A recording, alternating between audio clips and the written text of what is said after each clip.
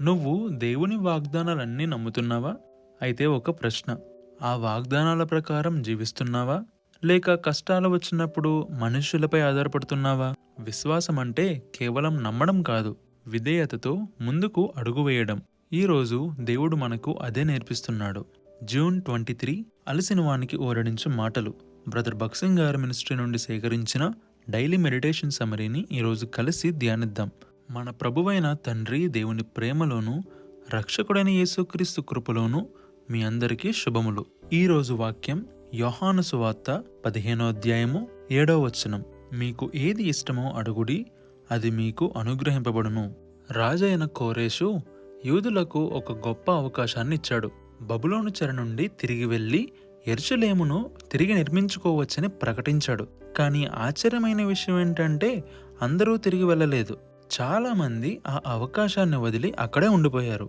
ఎందుకంటే వారు పూర్తిగా నమ్మలేకపోయారు. దేవుడిచ్చిన అవకాశాన్ని విశ్వాసంతో స్వీకరించలేకపోయారు. మన జీవితాలలో కూడా ఇదే జరుగుతోంది. దేవుడు తన వాక్యంలో ఎన్నో వాగ్దానాలు ఇచ్చాడు. కానీ వాటిని చదవడం ఒకటి, వాటిని నమ్మి జీవించడం మరొకటి. సహోదరుడు బక్సింగ్ గారు చెప్పినట్లుగా చాలామంది పరిశుద్ధ గ్రంథాన్ని నమ్ముతామని చెబుతారు. కానీ అవసర సమయాలలో దేవుని వాగ్దానాల కంటే మనుష్యుల సహాయం మీదే ఎక్కువ ఆధారపడతారు. కొంతమంది దేవుడు స్వస్థపరచగలడని నమ్ముతారు, కానీ ఆర్థిక అవసరాల విషయాలలో అదే విశ్వాసాన్ని చూపలేరు. ఇక్కడ ప్రశ్న ఏమిటంటే, రోగాన్ని స్వస్థపరచగల దేవుడు మన అవసరాలను తీర్చలేడా? ఖచ్చితంగా తీర్చగలడు. కానీ దేవుని వాగ్దానాలు మన జీవితంలో కార్యరూపం దాల్చాలంటే విశ్వాసంతో పాటు విధేయత కూడా ఉండాలి. ఒక రైతు విత్తనం మంచి పంట ఇస్తుందని నమ్ముతాడు, కానీ నమ్మడం మాత్రమే సరిపోదు. అతడు ఆ విత్తనాన్ని భూమిలో నాటాలి, నీరు పొయ్యాలి, ఎంతో సహనంగా ఎదురు చూడాలి. అప్పుడే పంట వస్తుంది కదా. అలాగే దేవుని యొక్క వాగ్దానాలను నమ్ముతామని చెప్పడం మాత్రమే సరిపోదు. ఆయన చెప్పిన మార్గంలో నడవాలి, ఆయన మాటకు విధేయత చూపాలి. యోహాను సువార్త 15వ అధ్యాయము 7వ వచనంలో యేసు ప్రభువు ఒక గొప్ప రహస్యాన్ని చెబుతున్నాడు. నాలో నిలిచియుండుడి.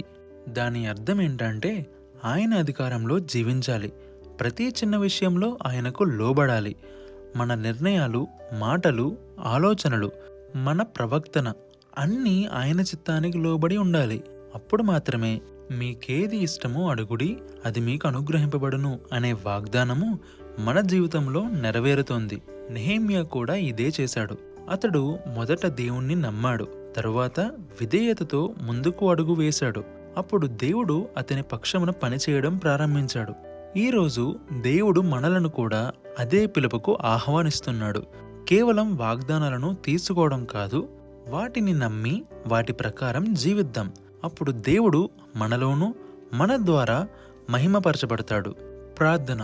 ప్రియమైన పరలోకపు తండ్రి, మీ వాగ్దానాలు ఎన్నటికీ విఫలము కావని మాకు గుర్తు చేసినందుకు మీకు కృతజ్ఞతలు. ప్రభువా, కేవలం మీ వాక్యాన్ని వినేవారుగా కాకుండా దానికి విధేయత చూపేవారిగా మమ్మల్ని చేయము. సందేహము కంటే విశ్వాసాన్ని, భయము కంటే మీ మీద ఆధారపడుటను మాలో పెంపొందించుము. ప్రతి విషయంలో మీ అధికారానికి లోబడి జీవించుటకు మాకు కృపనిమ్ము. మీలో నిలిచియుండి మీ చిత్తములో నడిచి మీ వాగ్దానములు మా జీవితాలలో నెరవేరుట చూడునట్లు మమ్మల్ని నడిపించుము. ప్రభువైన యేసు క్రీస్తు నామములోనే ప్రార్థిస్తున్నాము తండ్రి. ఆమెన్.